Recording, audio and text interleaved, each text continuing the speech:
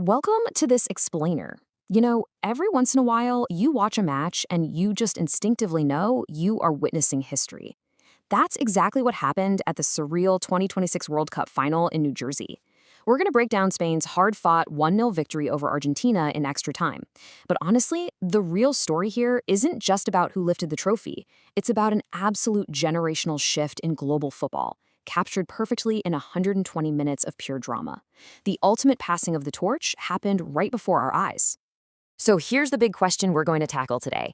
How does a 19-year-old step onto the biggest stage in all of sports and completely outplay his absolute idol, Lionel Messi? We're going to unpack exactly how Lamine Yamal secured Spain's victory and etched his name into the history books. And as you'll see, he didn't just do it with raw natural talent. He did it through tactical brilliance, insane maturity, and serious resilience. By the time we wrap this up, you'll understand exactly how the next era of football officially began. I mean, you literally couldn't script this stuff. Look at this quote from Messi right before the final. Nearly 20 years ago, a viral photo captured Messi awkwardly bathing a 6-month-old Lamine Yamal in a plastic tub for a charity calendar. Just wrap your head around that. Now jump to 2026 and they are facing each other in a World Cup final. Messi himself admitted how crazy it was. It set the stage for this incredibly emotional clash, a literal collision of past, present, and future on the pitch. Section 1. Master meets apprentice. Think about the dynamic here. You've got two players at completely opposite ends of their careers. On one side, representing the outgoing era of greatness, is 39-year-old Lionel Messi, the established, legendary master playing for Argentina. On the other side, the incoming teenage phenom, 19-year-old Lamine Yamal for Spain. But what's absolutely fascinating is their connection. They share the exact same roots, both developed in the famed Barcelona academy. They even play with a strikingly similar style, magical left-footed wingers. It was honestly the closest thing to watching a legend play against a mirror image of his younger self. Section 2. Battles off the pitch. Now, getting to this final wasn't exactly a walk in the park for the Spanish teenager. He had to overcome some serious physical and mental hurdles just to make it to New Jersey. Coming off some really rough treatment in the semifinal against France, specifically a harsh knock from Lucas Digne, Yamal suffered what Spain's boss described as a dead leg. That's a deep muscle bruise that causes totally debilitating stiffness and pain. It was so bad, he actually had to skip outdoor training in the days leading up to the final. It just goes to show the massive physical toll this tournament took, and the sheer grit required to push through to the biggest match of his life. But honestly, the physical side is just half the battle, right? You might be wondering how on earth a 19-year-old handles the crushing mental pressure of a World Cup final, especially while dealing with an injury. Well, his grounding comes straight from his family's sacrifices. Yamal often talks about how his mother had him at just 16, and how his father constantly searched for ways to provide for them.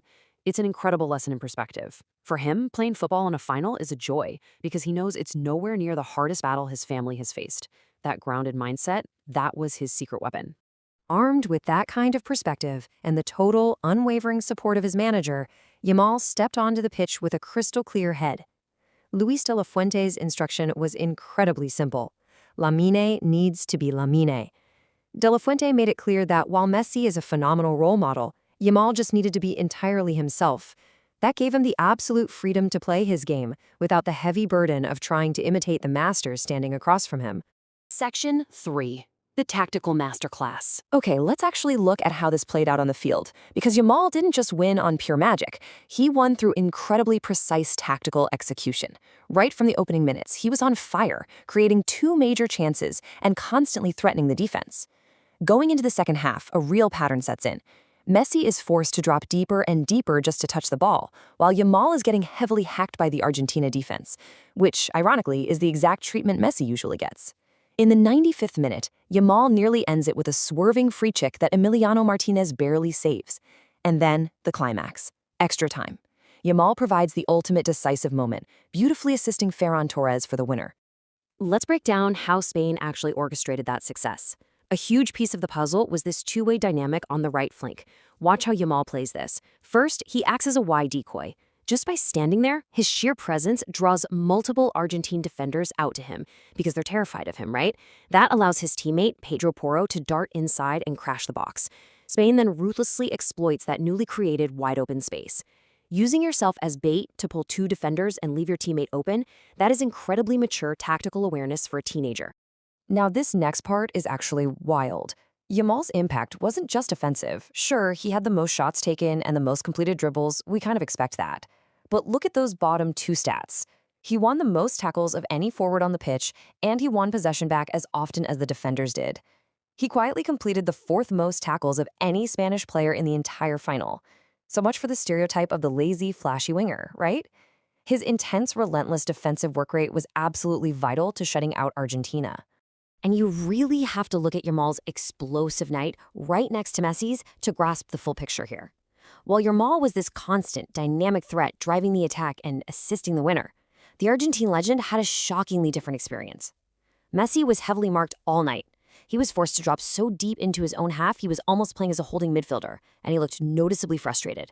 In fact, Messi ended up with the fewest touches of almost anyone on the pitch, aside from Julian Alvarez. The apprentice hadn't just matched the master, he had completely outshone him. Section 4. Passing the baton. So, Spain's hard-fought victory symbolized way more than just taking home a golden trophy. It marked a definitive, undeniable transition of power in global football. Just let this number sink in for a second. 19. By assisting the winning goal, Yamal made history as the very first teenager ever to win both the European Championship and the World Cup. It's staggering. It's taken him just a few short years to achieve with Spain what took Messi nearly 2 whole decades to achieve with Argentina.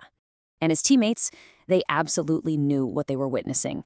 Pedro Porro, his partner in crime on that right flank, said watching this young boy win the World Cup was the best moment of his life. He literally called it incredible to play with him. You can see how the whole Spanish squad completely understands that they are sharing the pitch with a true, once-in-a-generation talent. The collective respect is just massive. But the ultimate stamp of approval, that came from the outgoing master himself. Following a super emotional embrace on the pitch right after the final whistle, Messi graciously acknowledged Yamal's absolute ascension. He stated that the teenager is already one of the world's leading stars and has his whole career ahead of him.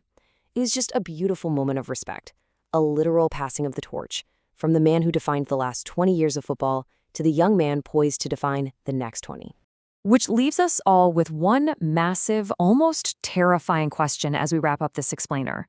If you've already conquered the European Championship and the World Cup, and you're only 19 years old, what on earth will Lamine Yamal's next 2 decades even look like? Seriously, what limits could possibly remain for the newly crowned king of football? It's a terrifying thought for defenders everywhere and an absolutely thrilling one for the rest of us. Thanks so much for joining me to unpack this historic match. Until next time, keep learning.